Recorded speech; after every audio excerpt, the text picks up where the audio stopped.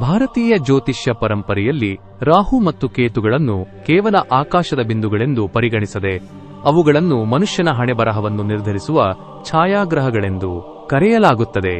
ಇವುಗಳ ಅಸ್ತಿತ್ವವು ಕಣ್ಣಿಗೆ ಕಾಣಿಸದಿದ್ದರೂ ಇವುಗಳ ಪ್ರಭಾವವು ಸಮುದ್ರದ ಅಲೆಗಳಂತೆ ಮನುಷ್ಯನ ಜೀವನದ ಏರಿಳಿತಗಳನ್ನು ನಿಯಂತ್ರಿಸುತ್ತದೆ.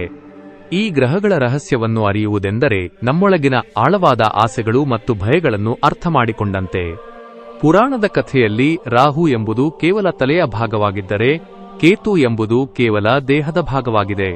ಈ ಸಾಂಕೇತಿಕತೆಯು ಅತ್ಯಂತ ಅರ್ಥಪೂರ್ಣವಾಗಿದೆ. ತಲೆಯು ಆಲೋಚನೆ, ದೃಷ್ಟಿ ಮತ್ತು ಹಸಿವಿನ ಕೇಂದ್ರ. ರಾಹುವಿಗೆ ತಲೆ ಇರುವುದರಿಂದ ಅವನಿಗೆ ಪ್ರಪಂಚದ ಎಲ್ಲವನ್ನೂ ನೋಡುವ ಮತ್ತು ಅನುಭವಿಸುವ ಹಪಾಹಪಿ ಇದೆ. ಆದರೆ ಅವನಿಗೆ ದೇಹವಿಲ್ಲದ ಕಾರಣ ಅವನು ಎಷ್ಟೇ ಅನುಭವಿಸಿದರೂ ಅದು ಅವನಿಗೆ ತೃಪ್ತಿ ನೀಡುವುದಿಲ್ಲ. ಇದನ್ನೇ ನಾವು ಆಧುನಿಕ ಜಗತ್ತಿನಲ್ಲಿ ಅತೃಪ್ತದಾಹ ಎಂದು ಕರೆಯುತ್ತೇವೆ. ತಂತ್ರಜ್ಞಾನ, ವಿದೇಶಿ ಸಂಸ್ಕೃತಿ, ರಾಜಕೀಯ ಅಧಿಕಾರ ಮತ್ತು ಅನಿರೀಕ್ಷಿತ ಸಂಪತ್ತು ಇವೆಲ್ಲವೂ ರಾಹುವಿನ ಅಧೀನದಲ್ಲಿವೆ. ರಾಹು ಬಲವಾಗಿದ್ದಾಗ ಮನುಷ್ಯನು ಶೂನ್ಯದಿಂದ ಸಾಮ್ರಾಜ್ಯವನ್ನು ಕಟ್ಟಬಲ್ಲನು. ಆದರೆ ಅದೇ ಸಮಯದಲ್ಲಿ ಆತ ಭ್ರಮೆಯ ಲೋಕದಲ್ಲಿ ಬದುಕುತ್ತಿರುತ್ತಾನೆ. ಮತ್ತೊಂದೆಡೆ ಕೇತುವು ತಲೆಯಿಲ್ಲದ ದೇಹ. ತಲೆಯಿಲ್ಲದ ಕಾರಣ ಅದಕ್ಕೆ ಕಣ್ಣುಗಳಿಲ್ಲ.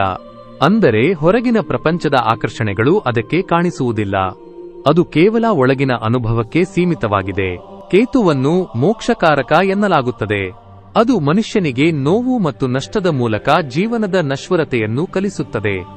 ನಾವು ಯಾವುದನ್ನು ನನ್ನದು ಎಂದು ಗಟ್ಟಿಯಾಗಿ ಹಿಡಿದುಕೊಂಡಿರುತ್ತೇವೆಯೋ ಕೇತುವು ಅದನ್ನು ನಮ್ಮಿಂದ ಬಿಡಿಸುತ್ತಾನೆ. ಇದು ಮೇಲ್ನೋಟಕ್ಕೆ ಕ್ರೂರವಾಗಿ ಕಂಡರೂ ಅಂತಿಮವಾಗಿ ಇದು ಮನುಷ್ಯನನ್ನು ಅಹಂಕಾರದಿಂದ ಮುಕ್ತಗೊಳಿಸಿ ಪರಮಾತ್ಮನತ್ತ ಕೊಂಡೊಯ್ಯುವ ಪ್ರಕ್ರಿಯೆಯಾಗಿದೆ. ರಾಹುವು ನಮ್ಮನ್ನು ಹೊರಗಿನ ಪ್ರಪಂಚಕ್ಕೆ ಎಸೆದರೆ ಕೇತುವು ನಮ್ಮನ್ನು ನಮ್ಮ ಆತ್ಮದ ಒಳಗೆ ತಳ್ಳುತ್ತಾನೆ. ವೈಜ್ಞಾನಿಕವಾಗಿ ಇವುಗಳನ್ನು ಲೂನಾರ್ ನೋಡ್ಸ್ ಎಂದು ಕರೆಯುವುದು ನಮಗೆಲ್ಲರಿಗೂ ತಿಳಿದಿದೆ. ಆದರೆ ಕುತೂಹಲಕಾರಿ ವಿಷಯವೆಂದರೆ ಈ ಪರಿಕಲ್ಪನೆಯು ಕೇವಲ ಭಾರತಕ್ಕೆ ಸೀಮಿತವಾಗಿಲ್ಲ. ಪಾಶ್ಚಿಮಾತ್ಯ ಜ್ಯೋತಿಷ್ಯದಲ್ಲಿ ಇವುಗಳನ್ನು ಡ್ರ್ಯಾಗನ್ಸ್ ಹೆಡ್ ಮತ್ತು ಡ್ರ್ಯಾಗನ್ಸ್ ಟೇಲ್ ಎಂದು ಕರೆಯುತ್ತಾರೆ.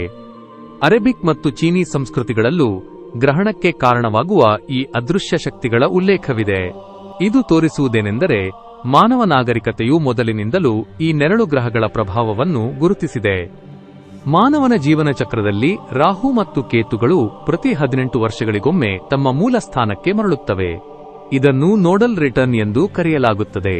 ಈ ಸಮಯದಲ್ಲಿ ವ್ಯಕ್ತಿಯ ಜೀವನದಲ್ಲಿ ಮಹತ್ತರವಾದ ಬದಲಾವಣೆಗಳು ಸಂಭವಿಸುತ್ತವೆ. ಹಳೆಯ ಅಭ್ಯಾಸಗಳು ಮುರಿದು ಬೀಳುತ್ತವೆ ಮತ್ತು ಜೀವನವು ಹೊಸ ದಿಕ್ಕನ್ನು ಪಡೆದುಕೊಳ್ಳುತ್ತದೆ. ರಾಹು ನಮ್ಮನ್ನು ಹೊಸ ಅನುಭವಗಳತ್ತ ಪ್ರೇರೇಪಿಸಿದರೆ ಕೇತುವು ಆ ಅನುಭವಗಳಿಂದ ಸಾರವನ್ನು ಪಡೆದು ಹಳೆಯದನ್ನು ತ್ಯಜಿಸಲು ಕಲಿಸುತ್ತಾನೆ. ಗ್ರಹಣದ ಸಮಯದಲ್ಲಿ ನಾವು ಮಾಡುವ ದಾನ, ಜಪ ಮತ್ತು ಸ್ನಾನಗಳ ಹಿಂದೆ ವಿಜ್ಞಾನ ಮತ್ತು ಅಧ್ಯಾತ್ಮ ಎರಡೂ ಅಡಗಿದೆ.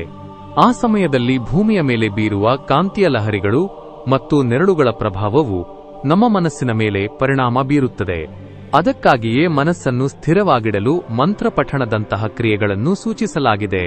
ಅಂತಿಮವಾಗಿ ರಾಹು ಮತ್ತು ಕೇತುಗಳು ನಮ್ಮ ಕರ್ಮದ ಕನ್ನಡಿಗಳಿದ್ದಂತೆ. ನಮ್ಮೊಳಗಿನ ಅತಿಯಾದ ಆಸೆಗಳನ್ನು ನಿಯಂತ್ರಿಸಿ ಜೀವನದ ಸತ್ಯವನ್ನು ಅರಿತು ಅಂಟಿಲ್ಲದಂತೆ ಬದುಕುವುದನ್ನು ಕಲಿಯುವುದೇ ಈ ಗ್ರಹಗಳು ನಮಗೆ ನೀಡುವ ಸಂದೇಶವಾಗಿದೆ. ಜೀವನವು ಈ ಎರಡೂ ಶಕ್ತಿಗಳ ನಡುವಿನ ಒಂದು ನೃತ್ಯವಿದ್ದಂತೆ. ನಾವು ರಾಹುವಿನಂತೆ ಕನಸು ಕಾಣಬೇಕು, ಆದರೆ ಕೇತುವಿನಂತೆ ಆ ಕನಸುಗಳು ಶಾಶ್ವತವಲ್ಲ ಎಂಬ ಅರಿವನ್ನು ಹೊಂದಿರಬೇಕು. ಈ ಸಮತೋಲನವೇ ಮಾನವ ವಿಕಾಸದ ಹಾದಿಯಾಗಿದೆ. ಸ್ನೇಹಿತರೆ, ಇತಿಹಾಸ ಮತ್ತು ಪುರಾಣಗಳ ಇಂತಹ ಮತ್ತಷ್ಟು ಅಚ್ಚರಿಯ ರಹಸ್ಯಗಳು ನಮ್ಮ ಚಾನೆಲ್ನಲ್ಲಿ ನಿಮಗಾಗಿ ಕಾಯುತ್ತಿವೆ. ಇಂತಹ ಆಳವಾದ ಮತ್ತು ಅಪರೂಪದ ವಿಷಯಗಳಿಗಾಗಿ ಈಗಲೇ ನಮ್ಮ ಚಾನೆಲ್ಗೆ ಸಬ್ಸ್ಕ್ರೈಬ್ ಮಾಡಿ. ಮುಂದಿನ ವಿಡಿಯೋದಲ್ಲಿ ಮತ್ತೆ ಭೇಟಿಯಾಗೋಣ. ಅಲ್ಲಿಯವರೆಗೆ ಕುತೂಹಲ ಸದಾ ಇರಲಿ, ಜ್ಞಾನದ ಹಸಿವು ಹೆಚ್ಚುತ್ತಿರಲಿ. ಯುಗಾಂಶ. ಯುಗಗಳ ಇತಿಹಾಸ, ವಿಜ್ಞಾನದ ರಹಸ್ಯ, ಇನ್ಯಾರೂ ಹೇಳದ ಸತ್ಯದ ಏಕೈಕ ಅಂಶ.